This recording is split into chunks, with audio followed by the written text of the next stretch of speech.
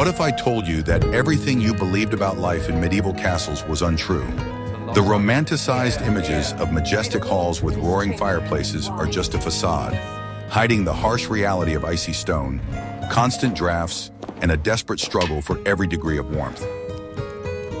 We imagine knights and ladies in light clothing, but we don't think about the real price of survival when the sun went down and the temperature dropped below zero.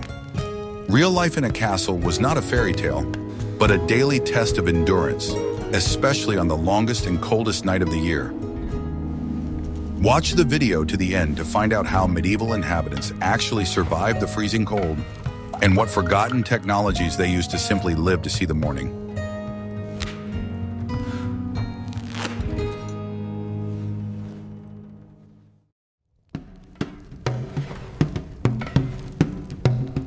What if I told you that everything you believed about castles is not true?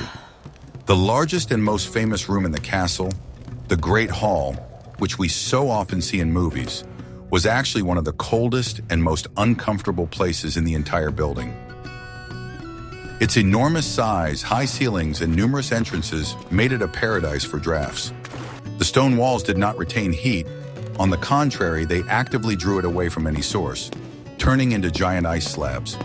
People forced to stay there were doomed to a constant struggle against the piercing cold. The main hearth in the Great Hall was often ineffective against this scale. In many early castles, it was not even a fireplace in the wall, but simply an open hearth in the center of the room, known as a rederos. The heat from it rushed vertically upward to the smoke hole in the roof, practically without heating the surrounding space.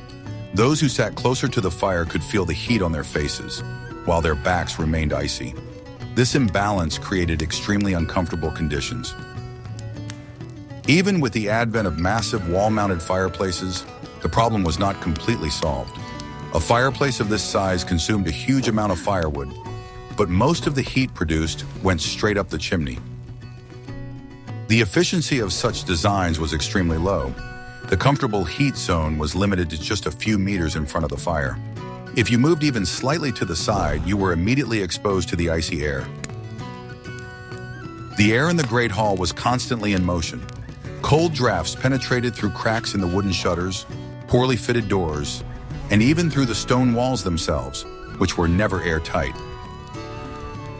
These rooms always had their own, more compact fireplace. Unlike the huge hearths in the halls, it was not intended for cooking, but exclusively for heating. Its design was more efficient and provided more directed heat. The floor in the Great Hall was a separate problem. It was made of stone and always remained icy, no matter how much the hearth was heated. The cold from the ground penetrated the slabs unhindered. To combat this in some way, the floors were covered with layers of straw or reeds, but this was only a partial measure. Moisture and cold still penetrated this makeshift insulation. In such conditions, survival depended not on central heating, but on local solutions. Servants and soldiers, who spent most of their time here, wrapped themselves in the warmest clothes they had. They tried to stay in groups, using each other's body heat. Movement was another way to keep warm, so the hall was rarely quiet and peaceful. Constant activity was part of the struggle against the cold. The psychological effect of being in such a huge and cold space was depressing. The feeling of vulnerability to the elements was intensified by the stone walls, which seemed to exude cold. The dim light in the hall only exacerbated this feeling. The fire in the hearth was not so much a source of heat as the only point of light and hope in this icy realm. The romantic image of feast in the Great Hall does not take these realities into account. People did gather there, but it was out of necessity, not comfort. The food on the tables cooled down in a matter of minutes. Conversations had to be loud to drown out the howling wind in the chimney. It was not a relaxed pastime, but collective survival. That is why the wealthier inhabitants of the castle, the lord and his family, tried to spend as little time as possible in the Great Hall. They sought refuge in more compact and better protected rooms. The Great Hall remained a place for public affairs and for those who were not fortunate enough to have their own room. It was a functional but uncomfortable space. Thus, the idea of the Great Hall as a center of comfort is a profound misconception. It was the heart of the castle, but a cold heart, exposed to all the winds. Survival here required constant vigilance, warm clothing, and a low sensitivity to discomfort. The reality was far from the fairy tale images we have today. I'm very interested to hear your point of view. What do you think about this discrepancy between the cinematic image and the harsh reality? Write about it in the comments. And don't forget to subscribe to the channel to learn more about real medieval survival.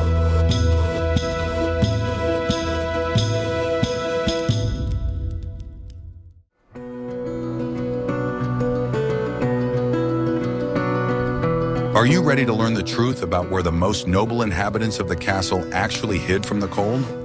While the Great Hall was filled with drafts and smoke, the Lord and his family sought refuge in their private quarters, known as the Sun Chamber or Solar. This was a private space designed with at least a modicum of comfort in mind. Its name probably comes from the French word soul, meaning alone or private, rather than from the word sun. The location of this room was strategically important. Most often, the solar chamber was located on the top floor, directly above the Great Hall. This placement offered several advantages in the battle for warmth. First, the warm air from the Great Hall, rising upward, warmed the floor of the Sun Chamber at least a little. This was much better than being on the icy first floor. The key factor was the size of the room. Unlike the huge Great Hall, the Sun Chamber was a relatively small room. It was incomparably easier to heat a compact space than a giant hall. Less air volume required less fuel, and the heat was distributed more evenly. This made it possible to create a local comfort zone for the Lord's family. The fireplace in the Sun Chamber was also different from the hearth downstairs.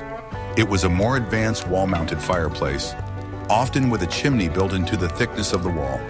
Although its efficiency was still low by modern standards, it was much more effective than the central hearth.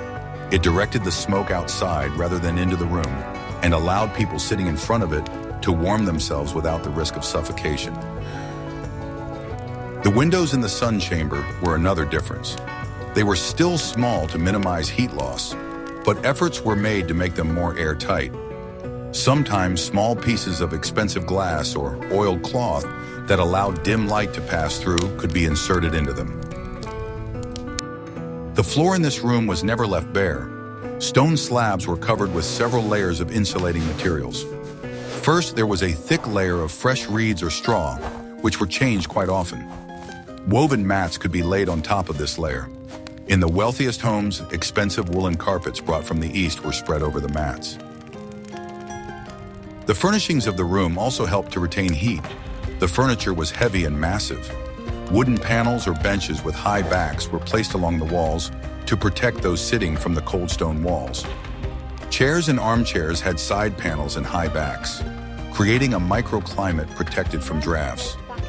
All life was concentrated in the immediate vicinity of the fireplace. This room was the center of private life in the castle. Here, the Lord's family ate, rested, and slept, especially during the coldest months. Public functions were performed in the Great Hall, but real life took place here, in relative warmth. Privacy and warmth were the main privileges of power in the medieval world. Despite all these tricks, the solar chamber was not warm in the modern sense. The temperature in it could be at best a few degrees higher than outside.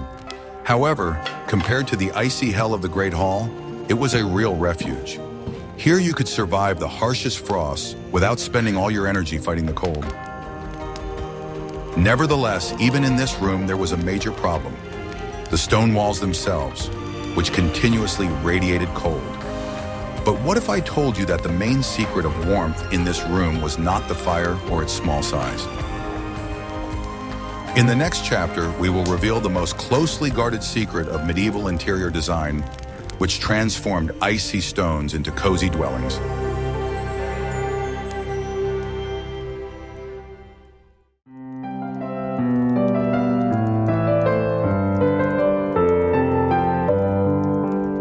I'm going to reveal the best-kept secret of medieval warmth that you've probably never thought about. When we look at medieval tapestries in museums, we see works of art that tell stories of battles and court life. But for the inhabitants of the castle, it was first and foremost a vital survival technology. The main function of these massive canvases was not beauty, but insulation. They were the medieval equivalent of modern insulation. The principle behind the tapestry was ingeniously simple. The stone walls of the castle were the main source of cold, acting like huge radiators that drew heat out of the room.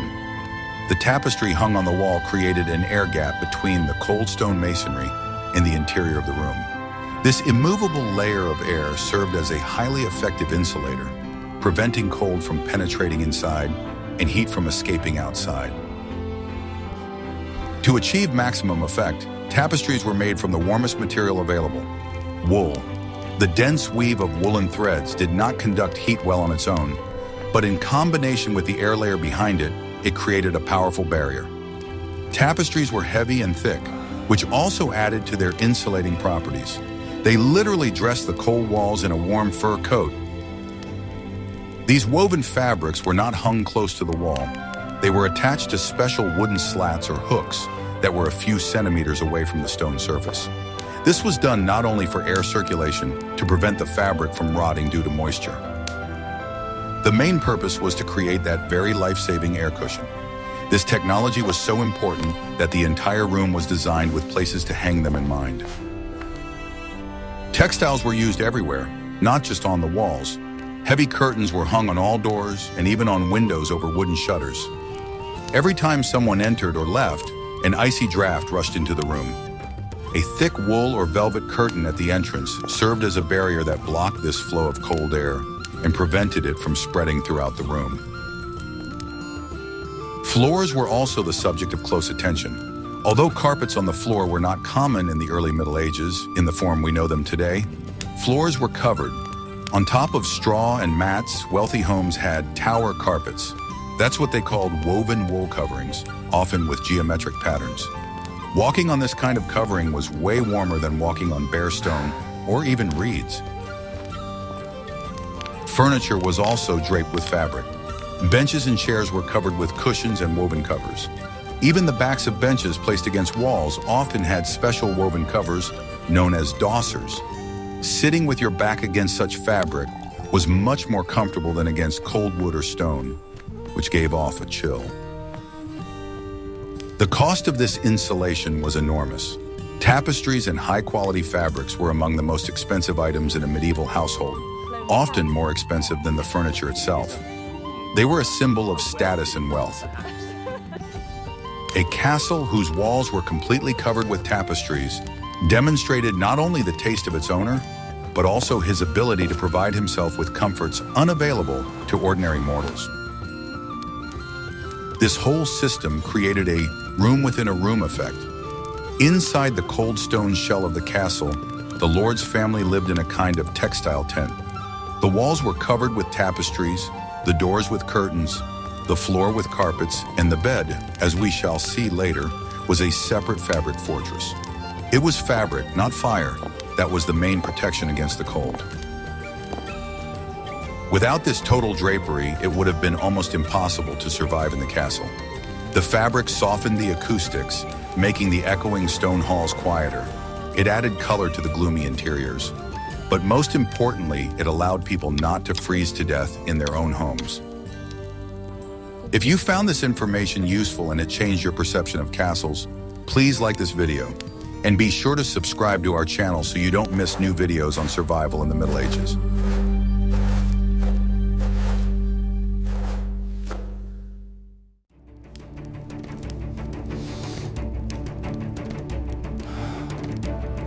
Are you ready for the shocking truth about medieval fireplaces, which you so often see in movies?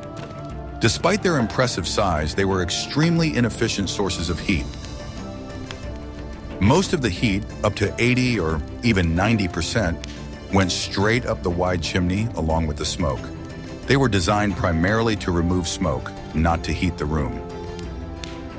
The comfort zone in front of such a fireplace was very small. People were forced to sit almost right next to the fire to feel the heat. This created a paradoxical situation. The face and palms burned from the heat, while the back and legs remained icy, blown by drafts. To warm up evenly, you had to constantly turn towards the fire with different sides, as if on a spit. The problem of smoke was almost as serious as the problem of cold. Early fireplaces often did not have sufficient draft, especially in strong winds. As a result, smoke and soot got back into the room, filling the air with acrid fumes. It was difficult to breathe in such a room. Eyes watered, and all furniture and fabrics quickly became covered with a layer of sticky soot. Portable braziers, or mangals, were often used for local heating. These were metal bowls on legs filled with hot coals.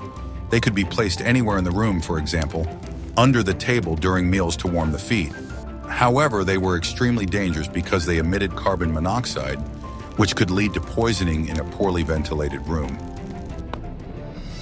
Fuel logistics was a separate and very complex task. The castle consumed an incredible amount of firewood. Hundreds of kilograms of wood were needed to keep all the fires burning throughout a single cold night. Ensuring these supplies was a constant job for a whole team of servants and woodcutters. The quality of the wood was of paramount importance. Wet or undried wood burned poorly, produced little heat, and gave off a lot of smoke. The ideal fuel was hard woods, such as oak or beech, which had been seasoned and dried for several years. Storing this huge supply of wood in a dry place was a difficult task in itself. In some regions where wood was scarce, peat was used as fuel. Peat burned slowly and gave off a steady heat, but it had a strong, distinctive smell that permeated everything around it. Charcoal was also widely used, especially in braziers. It burned almost without smoke and gave off a lot of heat, but its production was a laborious process. Controlling fire was a real art. The fire could not be left unattended for a minute because of the risk of fire in a castle full of wooden structures and fabrics. Special servants responsible for the fireplaces had to constantly throw wood on the fire and watch the flames. It was a round-the-clock job during the winter months. The fire was not completely extinguished at night. It would have been too wasteful and difficult to rekindle it in the morning with flint and steel. Instead, the coals were carefully covered with ash so that they could smolder until morning. In the morning, a servant would fan the smoldering coals, add dry kindling, and quickly restore the flames. The fire was not only a source of heat, but also the main source of light in the dark castle. The flickering flames of the fireplace, supplemented by a few candles or torches, were the only thing that dispelled the darkness. Thus, the hearth was not just a heater, it was the psychological center of the room, a point of attraction around which people gathered. What was the main rule for survival in an icy bed? In the next chapter, we will take a detailed look at how medieval people used clothing to survive the night.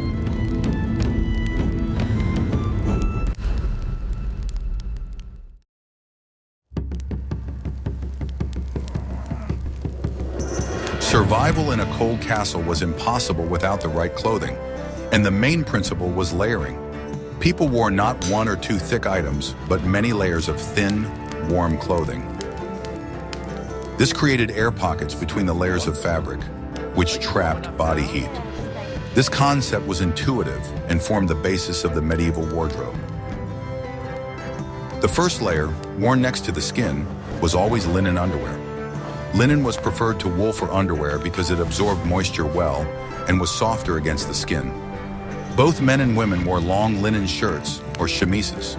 Men also wore linen pants called breasts. This underwear was changed and washed much more often than outer clothing. Over the linen underwear was worn a base layer, which was almost always made of wool. Wool was the ideal material for the Middle Ages because it retains heat extremely well, even when wet. Women wore a long woolen dress, or kirtle, often with long sleeves. Men wore a woolen tunic, which could be of varying lengths, and woolen stockings, or chaussées. This was not all, especially in cold weather. Another layer was worn over the kirtle or tunic, such as a surcoat or overdress. This was another woolen garment, often looser and fit. The multiple layers of wool created a reliable barrier against the cold. The clothing was heavy and somewhat restricted movement, but warmth was more important. In the richest wardrobes, fur was used as insulation. Fur linings were sewn to the inside of outer garments.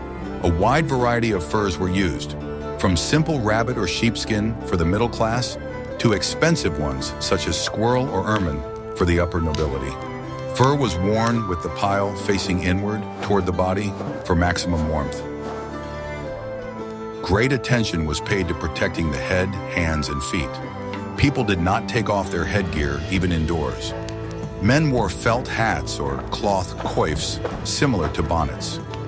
Women wore elaborate headdresses that also covered the neck and ears. Woolen gloves or mittens were common, and soft leather shoes were worn over stockings.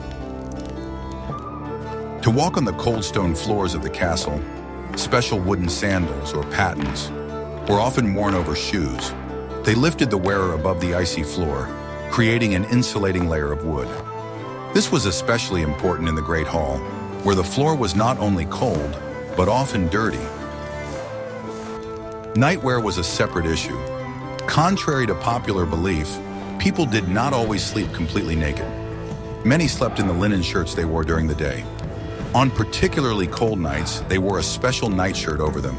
But the most important element of nightwear was the nightcap, which prevented heat loss through the head during sleep. Materials were key to everything. Synthetic fabrics did not exist. Linen and wool were the basis of the wardrobe. Wool was valued for its thermal properties, and the process of its production, from shearing sheep to fulling and dyeing, was one of the most important industries of the medieval economy. The quality of woolen fabric directly affected a person's chances of surviving the winter. Thus, medieval people were dressed in a veritable cocoon of several layers of fabric. These clothes were their personal, wearable heating system. Taking off all these layers was quite a process, so people often limited themselves to changing only their underwear. Comfort was secondary to the vital necessity of staying warm.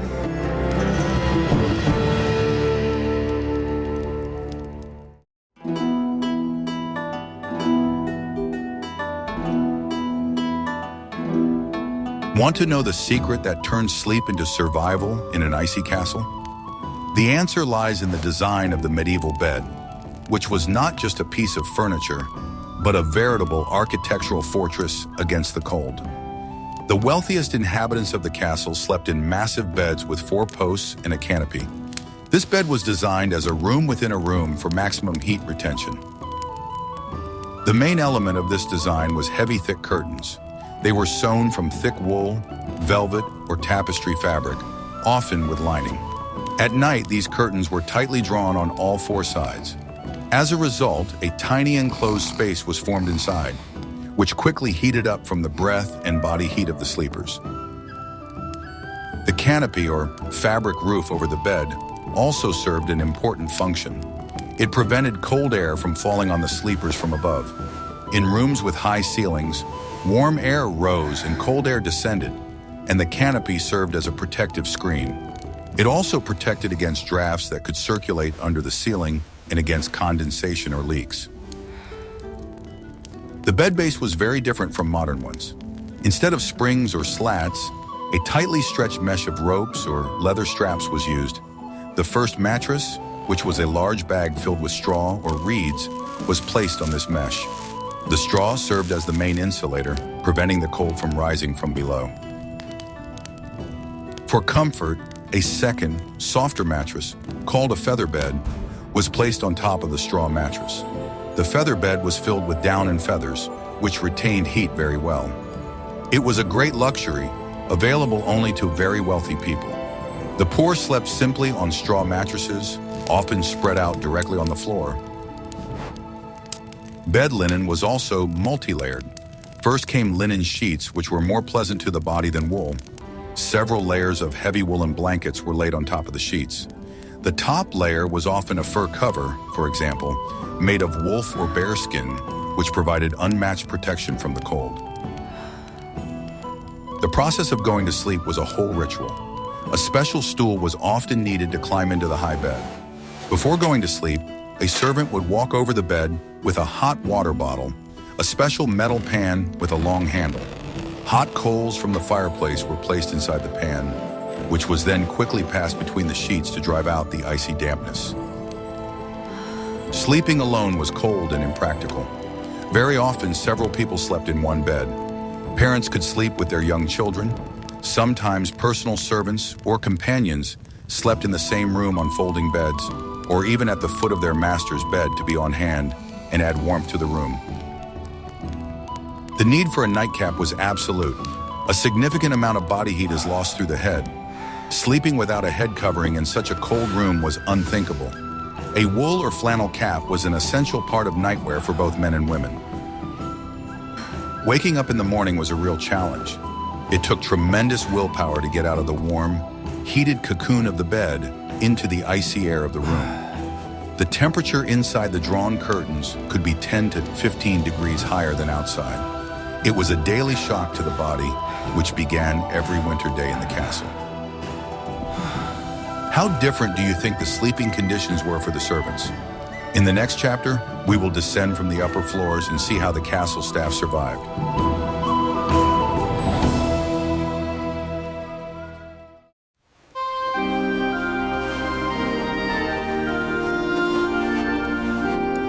If the Lord and his family were constantly struggling to stay warm, for the servants and garrison soldiers, the struggle was many times more desperate. They had no private rooms, no fireplaces, no expensive tapestries. Their survival depended on completely different strategies and the ability to endure severe hardship. Comfort was a word that was simply absent from their vocabulary. The majority of the servants slept where they worked, in the Great Hall. After the Lord and his family retired to their chambers, the servants spread their beds directly on the stone floor. At best, these were simple straw mattresses. At worst, they simply lay down on the layer of reeds that covered the floor, covering themselves with their own cloaks. They positioned themselves as close as possible to the only source of heat, the dying fire in the center of the hall. The places by the fire were the most valuable and probably went to the senior servants. The rest had to settle for places further away, where the cold from the stone walls and floor penetrated to the bone. Drafts sweeping across the floor were their constant companions. Sleep in such conditions was collective. People slept huddled together, pressing against each other to stay warm. This was a common practice that had nothing to do with privacy. The warmth of their bodies was the only reliable source of heat. They lay down in tight rows, covering themselves with whatever they could find. The warmest place in the entire castle was undoubtedly the kitchen. It was the only room where the fire burned almost around the clock. The huge stoves and hearths where food was prepared for the entire castle gave off an enormous amount of heat.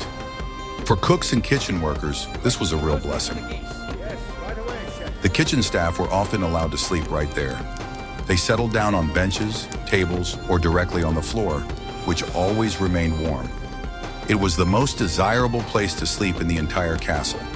Even the smell of food and smoke was a small price to pay for the opportunity to sleep in the warmth. The situation was similar in the bakery. The bread oven took a long time to cool down after use, giving off heat for many hours. The bakery workers also enjoyed this privilege, arranging their beds next to the warm brick side of the oven. These were small islands of warmth in the icy ocean of the castle. The servants' clothing was much simpler and coarser than that of their masters. They wore clothes made of plain, undyed wool, often worn and patched. They had no fur linings or expensive fabrics. They often slept in the same clothes they worked in, simply wrapping themselves in a cloak. The garrison soldiers lived in similar, if not worse, conditions. Their barracks, if they had any at all, were cold stone rooms with bunks. They also slept in their clothes, ready to rise at a moment's notice. Staying warm during night watch on the wall was a separate, deadly challenge. Thus, there was a clear hierarchy of warmth in the castle. Upstairs in the sun chamber, the Lord and his family enjoyed relative comfort, surrounded by fabrics and fire. Below in the Great Hall, the kitchens and the barracks, ordinary people survived by relying on each other's warmth in the smoldering coals of the common hearth.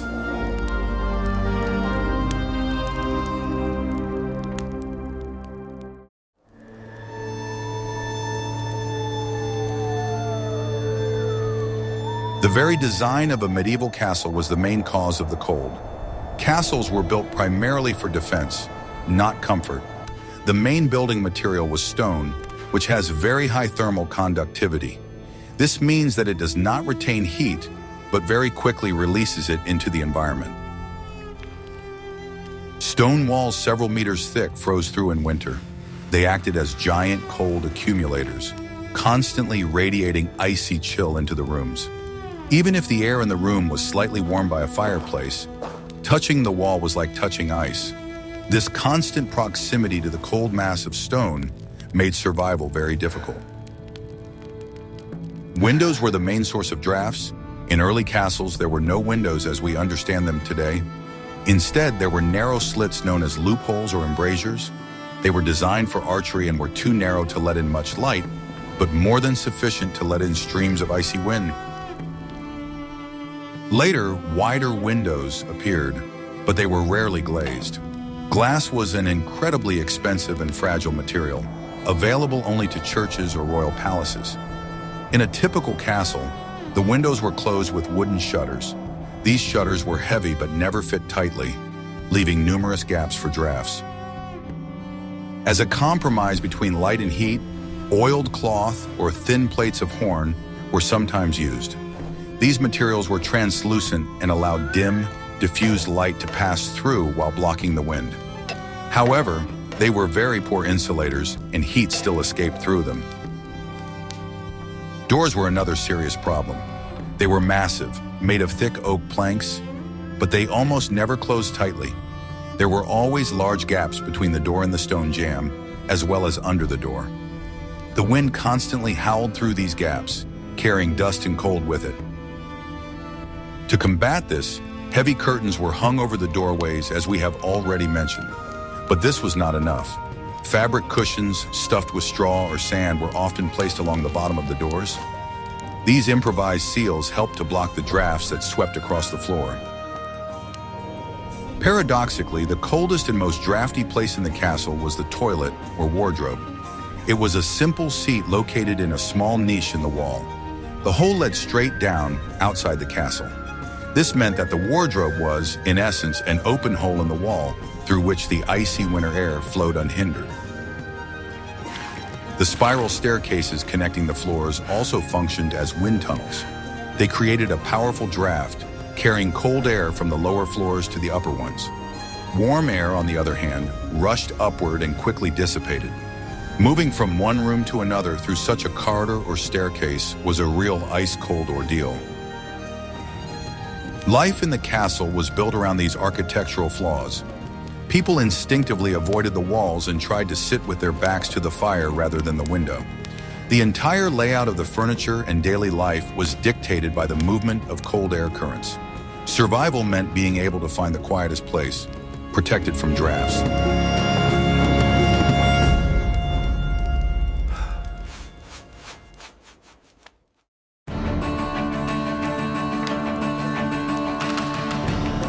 In conditions of constant cold, the human metabolism worked at its limit, burning enormous amounts of calories just to maintain body temperature.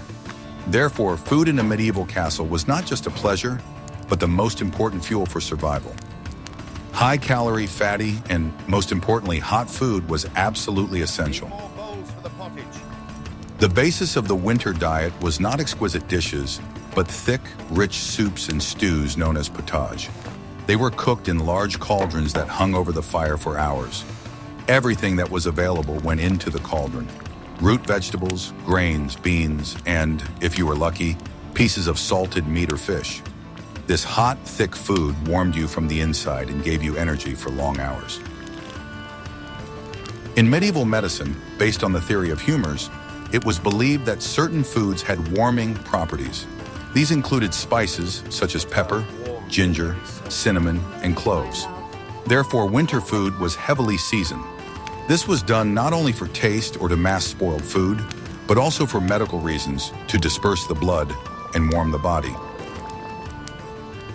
Hot drinks were just as important as hot food. Drinking cold water was not only unpleasant, but also dangerous due to the risk of freezing. The main drink was warm ale or beer. These were thick, high-calorie drinks that everyone drank, including children, as they were nutritious and safer than water. More sophisticated hot drinks were prepared for the nobility.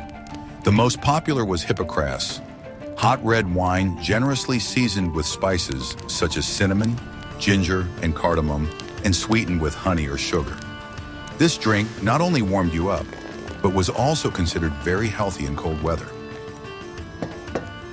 The winter diet depended heavily on the supplies made in the fall. There were almost no fresh vegetables or fruits. The diet consisted mainly of long-term storage products, salted and smoked meat, dried fish, barrels of sauerkraut, turnips, carrots, and onions from cellars. Grain was stored in barns and ground daily into flour for bread and soup. Fat was one of the most valuable resources. Animal fat, lard, and butter were not just food, but concentrated energy. They were added to soups, used for frying, and spread on bread. A high-fat diet was a physiological necessity for survival in the icy climate. The process of eating was also adapted to the cold. Food was served very hot, but it cooled down on metal or tin plates in a matter of minutes. Therefore, people ate quickly, trying to consume their food before it turned into a cold and unappetizing mass. Long, leisurely feasts were only possible in the imagination. Even water was a problem. On the coldest nights, the water in buckets and barrels inside the castle could freeze.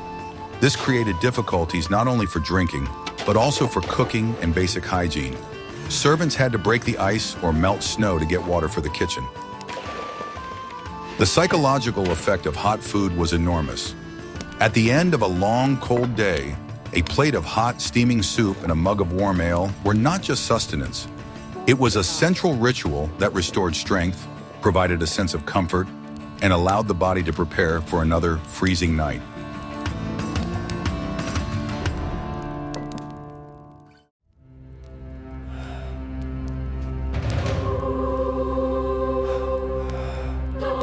Surviving the coldest night was not only a physical challenge, but also a deeply psychological one. The constant, exhausting cold affected the mind as much as it did the body. It sapped the will, dulled the senses, and made every minute of waiting for dawn unbearable. It was a battle not only with the temperature, but also with one's own despair. Darkness was the cold's main ally. Winter nights were incredibly long, and sources of light were expensive and dim. Fireplaces, candles, and torches provided only small islands of light in an ocean of darkness. The stone walls of the castle seemed to absorb this light, making the shadows even thicker. This semi-darkness exacerbated the feeling of isolation and vulnerability. Fear was a constant companion of the night. People feared not only the cold itself, but also what it brought.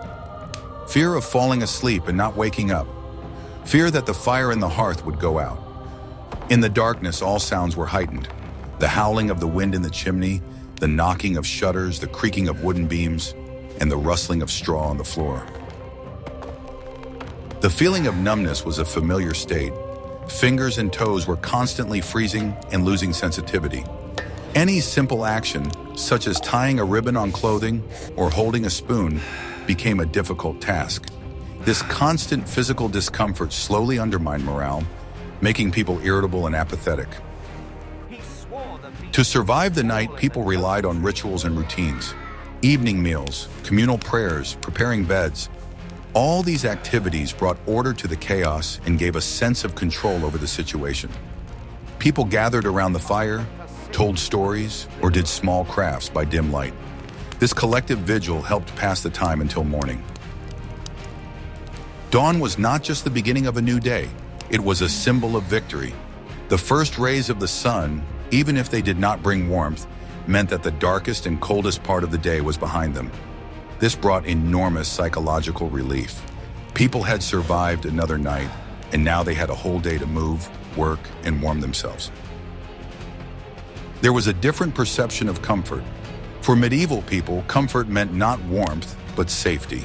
The castle provided protection from enemies and wild animals. Cold was simply a given, part of the natural order of things that had to be endured. This hardiness and fatalism were key elements of their psychological armor. Social connection was critically important. People survived in groups. The warmth of bodies, as we have already mentioned, was a physical necessity. But the moral support from the presence of other people was no less important.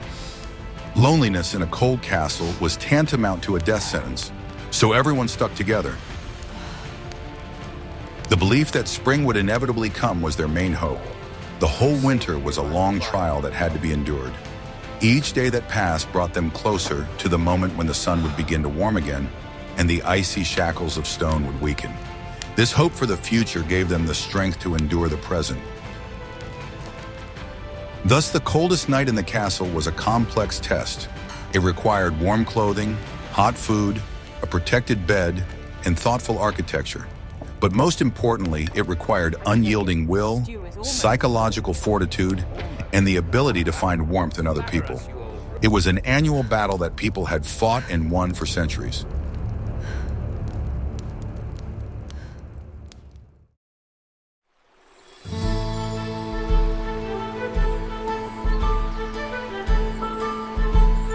We have walked through the icy halls and windswept corridors of a medieval castle, and now the reality of survival in it appears before us in all its harsh beauty.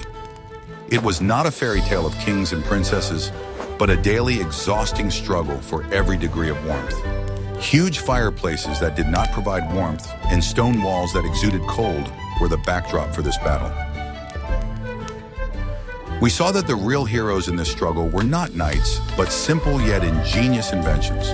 Multi-layered woolen clothing, heavy tapestries that created an air cushion, and a bed fortress with thick curtains. Survival depended on high-calorie food, hot ale, and the ability of people to stick together, sharing the warmth of their bodies. It was a victory of domestic engineering and human resilience over the merciless elements. What other aspects of medieval life would you like us to explore?